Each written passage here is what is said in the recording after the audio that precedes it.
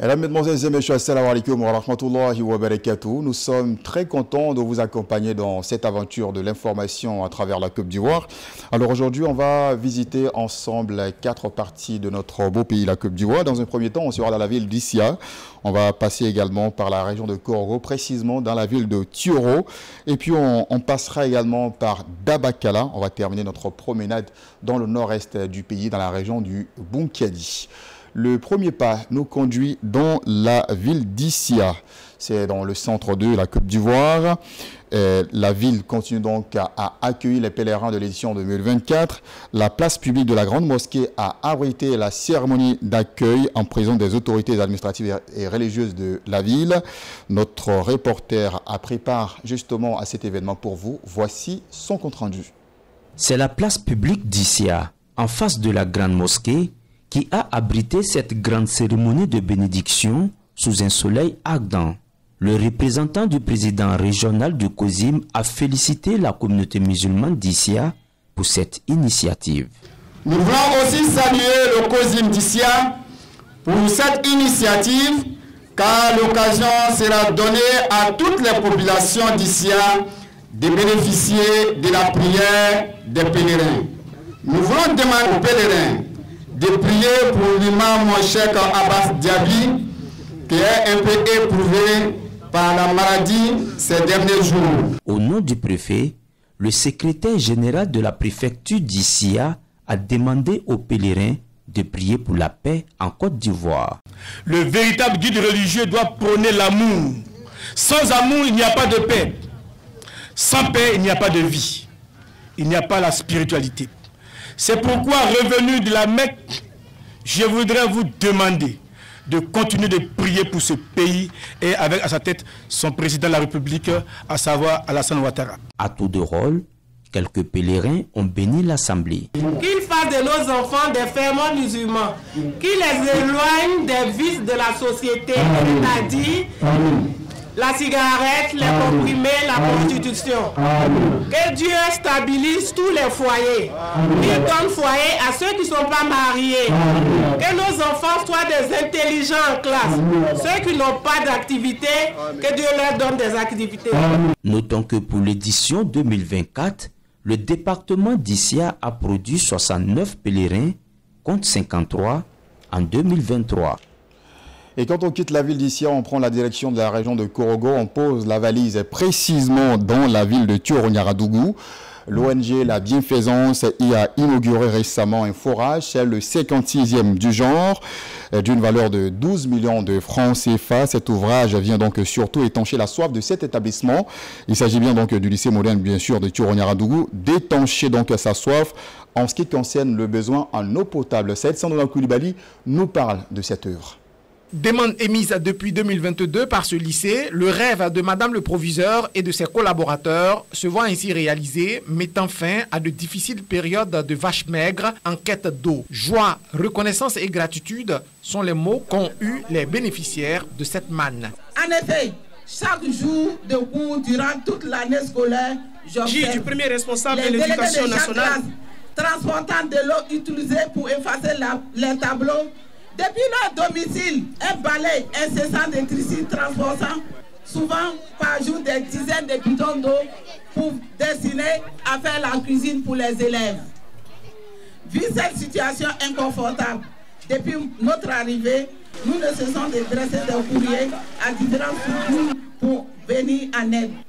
L'accès permanent à l'eau potable était un cauchemar pour nous et pour nos besoins naturels. Nous défions les reptiles dans la broussaille. Mais grâce à l'action salutaire de l'ONG La Bienfaisance, qui nous offre ce bien précieux, nos conditions de travail vont s'améliorer.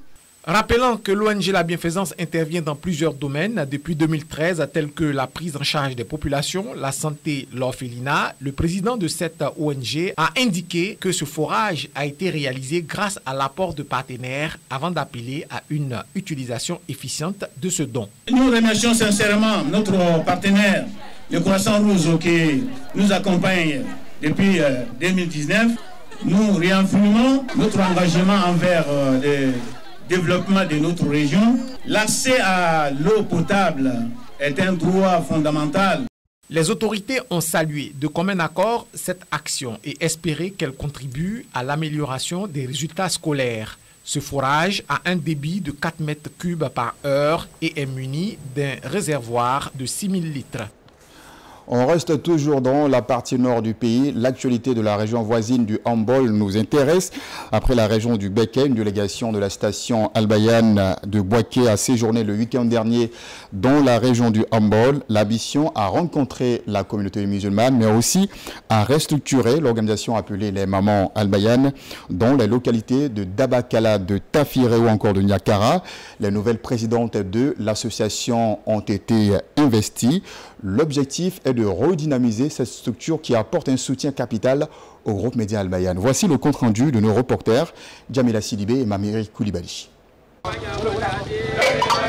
C'est un accueil chaleureux qui a été réservé à la délégation du groupe média Al-Bayan. De Dabakala à Niakara en passant par Tafiré, c'est la mobilisation des grands jours. Dans chacune des localités, les présidentes ont été intronisées et investies d'une mission. Elles invitent les femmes musulmanes à les accompagner dans leurs nouvelles responsabilités. J'incite toutes les dames, toutes les femmes de Tafiré à être les mamans de la radio Al-Bayan, toutes les femmes musulmanes de Tafiré.